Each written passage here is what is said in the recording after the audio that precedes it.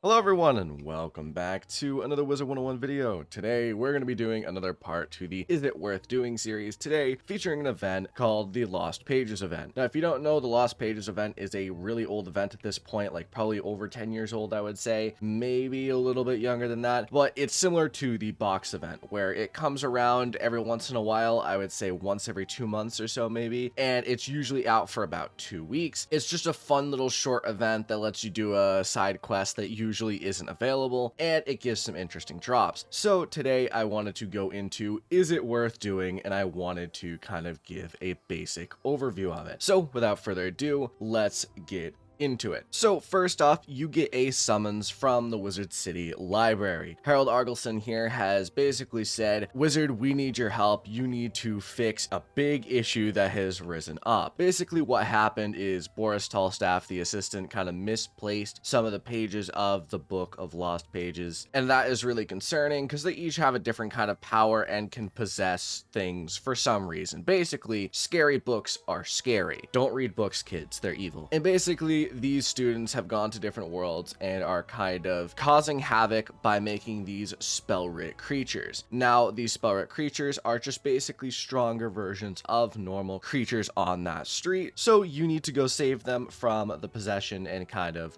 get the lost pages back. That's the basic overview of the plot. Now let's go into kind of the general overview of this event. Well, first off, there is 6 different students. There is one in Wizard City, Krakatopia, Mushu, Celestia, Avalon, and Azteca. So those are the 6 students that need to be saved. So I'm going to go more into the drops later, but for now, I'll just tell you it does drop some of the Dragon's Horde pack gear in case you are curious. But the most important thing to note about this dungeon and about these dungeons in general, it's something that you wouldn't expect because as far as I know, this is the only time that Wizard101 does this in general. In this quest line, for some reason, the gear is level locked, including the mount that's dropped. For those who know about the mount, I'll explain more later. Basically, what it is there is a certain maximum level of what Wizard can farm that area. So for Wizard City, the maximum level is 20. If you are above level 20, you will not get any of the drops. This goes true for most of the areas. I believe it might be 30 for Krakatopia, 40 or 50 for Mushu, 60 for Celestia, 80 for Avalon, and finally, Azteca is for any level. So if you are already max level and you want to farm this, the best way to do it is from the Azteca dungeon. So that is the basic overview of the event. Now let's get into the actual specifics of it, talking about each fight. So first off, let's start with Wizard City. You get the original quest, and you continue following it through until you eventually get the quest to defeat 10 Spellwrit Screamers. These are Spellwrit versions of the Scarlet Screamers in Triton Avenue, so you want to go there and fix the issue. Luckily, they're all in one kind of good area, so you can actually get them pretty fast and not have to worry about other enemies getting in the battle. It's not that bad, and basically you just defeat 10 of them. This is the common theme of the quest, just so you know. I'll say it right here. It is defeat 10 of the Spellwrit enemies, go back to Harold Argleston and then Arthur Weathersfield in Ravenwood, then you go to the mirror and you do the fights in the mirror. That is how the quest works and how it works every single time. You can see here, these are the Spellwrit Screamers. I believe they have about 300 health compared to the 200 of the Scarlet Screamers, just a little bit more than average. But you beat the 10 and you then move on, and the next quest says go and use Dee's mirror here. Funny King's Isle dev, I sense the joke there. I know what you're trying to hit me with, but I won't fall for it this time, I swear, right? But you come back and you come to this area where the actual dungeon itself. This is how every single dungeon works. It starts off with the first floor, which is the Spellwrit version of the enemy that you fought. Nothing too challenging at all. If you have more than 2 people, so if you have 3 people or 4 people, there will be 4 here. So you wrap them up pretty quickly with a 4-pip AoE. If you are too low level to do a 4-pip AoE, you know, you need to target them individually. Maybe it's better to do this dungeon with more people, but that's basically that for the first one. Then you get to Kestrel Blackstorm, the actual possessed student who has a rotting fodder side minion, and you just beat them up. They have 800 health, nothing nothing too bad. They're just basically they're a Krokotopia boss, or a stronger Wizard City boss, right? So you take them out pretty handily, and then you move on with your life. Once again, you can't actually get the drops for this unless you were under level 20, and this goes for all of them. So if you're looking for an easy way to farm for the drops for this dungeon, you cannot actually do it from this low level one, just so you know. All right, so I'm not actually going to do every single quest and boss on screen because that would take way too long. This video would end up being like 25-30 minutes. I'm just going to describe each of the quests and describe kind of the boss of the quest. So the next quest in Krokotopia is from Sergeant Major Talbot here. You go, you accept the quest, and he tells you to defeat some of the Spellwright Walkers in the Grand Arena. So you go to the Grand Arena. I will say this is one of the worst ones. The Spellwright Walkers are interspersed within the Sandwalkers, and it is going to be very rare that you can get two in a fight. It's probably going to be one per fight for a long time, and that does really suck. You're probably going to have to do 10 fights. That's what I did. I think I ended up actually with like around 8 fights. I managed to get 2 walkers in 2 of them, but it's very difficult and almost impossible to get. Again, be cautioned about that, but basically you do that, go to the Grand Arena, beat them up, go back to Sergeant Major Talbot, go back to Harold, go back to Arthur Weathersfield, and then you go finally to Dee's Mirror. This one, again, same 2-floor style. There is the first floor, which just has some Spellwright Walkers, and then you have the final floor with the Possessed Student. This one isn't actually that difficult. They only have about 2,000 health. Again, nothing too bad at all. Again, this one is under level 30, so you need to make sure if you're doing this for drops, you are under level 30 for this one, and that is Krokotopia. Next up is Mushu, and for this one, you talk to Zhenjiao here, and basically she tells you there are some Spellwright Ronins in the Ancient Burial Ground that need taking care of. These ones are annoying for a different reason. The reason why these ones are annoying is that they are so spread out across the entire street that it is literally impossible to even get 2 in a fight, and you need to keep roaming the street. For some reason, each of these after the Wizard City one has a different issue with them that makes them really annoying to get 10 of to complete the quest. This one, again, they are spread out through the entire street. Like, I walked around the whole street multiple times to get up to 10. It was a long process. This was probably one of the longer ones, but you can beat them pretty soundly. They have like 1,000 health or something. They start getting a bit difficult later, but as of right now, again, easy enemies. You beat them up, go back to Harold, all that, you know, and then you finally use Dee's Mirror. For this one, again, 2 floors. The boss has 3,000 health, so nothing too difficult. The spike in difficulty has not happened yet, so you are more than fine to be able to beat them, to be completely honest. This one, again, is under level 50. So if you are in the level 30 range and you have a 4-pip AoE and you have Zeus gear, this might actually be the one I would recommend farming if you want to get any of the gear, just because it seems like it's probably the easiest compared to the level range, to be completely honest. Obviously, you can farm the other ones, but if we're talking about level range, this one is probably the easiest level to enemy difficulty. Next up, we have Edith Benchley in Celestia here. She gives you the quest and tells you to go to the floating land, and for this one, you need to defeat the Spellwright Wildclaws. Now, these ones, I will say, are actually, I'd say, not that annoying. They're more annoying than Wizard City, but definitely not as annoying to get compared to Mushu and Krokotopia. So you defeat them pretty easily. This is when things start having a little bit more health. I believe they have 1,500 to 2,000 health, so it's starting to get up there in terms of enemy health for these Spellwright enemies, but you defeat them pretty easily.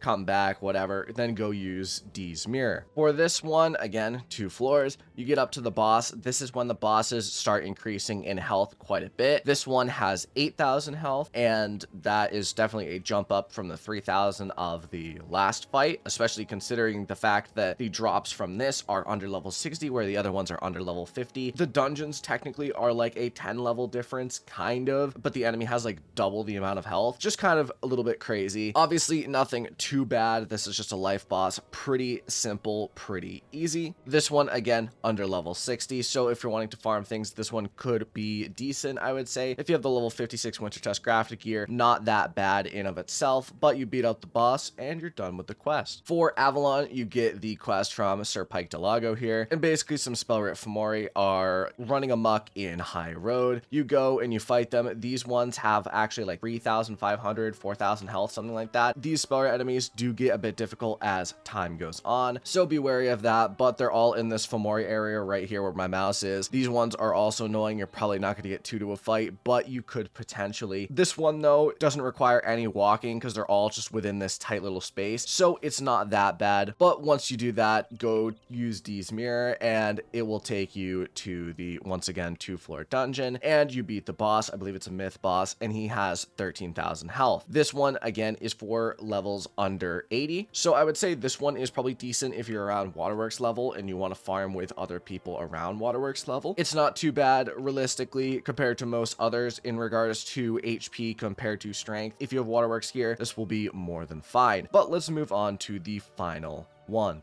Alright, so the next and final one is in Azteca. So as you can imagine, it is not very fun. You come here to Pakal Red Mask and get the quest, and you need to defeat 10 of the spell writ dinosaurs. I don't know, it's something dinosaur related, but basically they're in the Twin Giants. So what I'd recommend is coming here to the 3 points, going to this teleporter, which leads you to the Twin Giants, and you know, skips a lot of walking that could potentially have been a little bit painful. And now is your time to go to the Spellwrit enemies, which are right over here. Okay, you can see it's Spellwrit Wingtooths. These ones are annoying, and I will say that with 100% certainty. The reasons why these ones are so annoying, and as you can see, is everything walks incredibly slow. On top of that, these Spellwrit Wingtooths have 5,200 health, which is probably one of the more health mobs in this entire game. So I will say these ones are probably really annoying compared to some other ones, but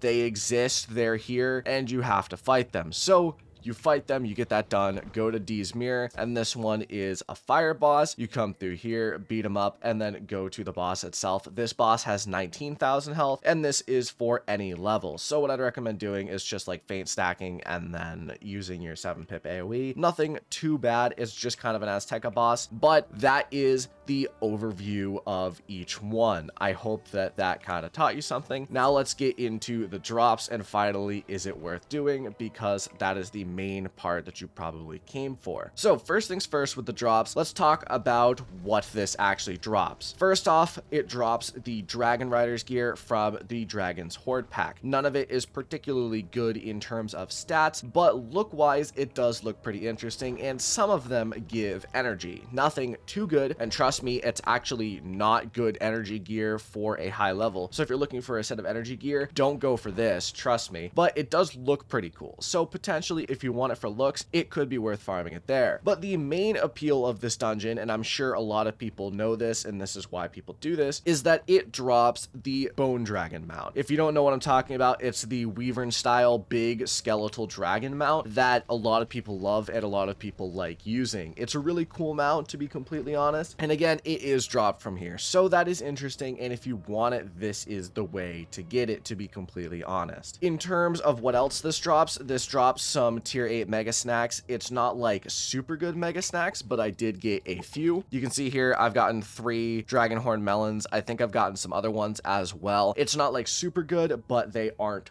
bad. Like if you don't have gardening and you haven't gotten evil magma peas, they're not bad in the slightest. Could be worth to get them. In terms of other drops, there really isn't anything that much. I would say one of the more interesting part of this is the Lost Pages badges, because the Lost Pages badges are very interesting and very cool. You can see here I'm currently using Quiet Writer of Epitaphs because that's such a cool badge, but there's also some other ones like Coruscating Calligrapher, Cypher the Lost Glyphs, Bleakmaster the Pen, all really cool badges, to be completely honest, and you do get them as you do the dungeons. So interesting in terms of that, but that is really it for drops. There isn't anything too much. Now let's get into, is it worth doing and do you want to do this? Well, I would say yes, I would recommend doing it at least once. For one, the potential to actually get those drops and get the Bone Dragon is pretty cool in of itself. I will say there are definitely some interesting drops, and one of the things I would recommend doing is just for the badges. Like the badges are super cool, but in terms of actually generally,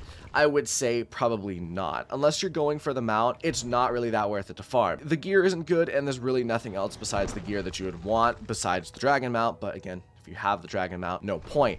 But the biggest thing I would say here, and the most important thing to know, is the drop rate here is incredibly low. I've done this as Tekken 1 on my myth probably about 10 to 15 times now, and I haven't gotten a single drop. And I mean a single drop. I haven't gotten any hat robe or boots. I haven't gotten any of the 2 wands it can drop, and I certainly haven't gotten the skeletal dragon mount. So the drop rate of this dungeon is pretty low. I've seen people say, you know, that they've got it in a few fights. They seem to be the lucky ones, because I have not gotten literally anything so far, but maybe you'll be better than me. I will say though, it does seem like the drop rate is pretty low, and from what I've seen, most people online also agree with this. The drop rate does seem to be pretty low. So ultimately, I hope that answers your question. Is it worth doing? Kind of. Yes, if you want the gear, mount, or badges. No, if none of that interests you or you already have the mount. That's really it for today. Let me know what you think in the comments below. Do you do the Lost Pages event, or will you do the Lost Pages event after this? I hope I gave a decent overview of it. Again, I'm sorry I didn't do every single fight on camera. That would just take way too long. So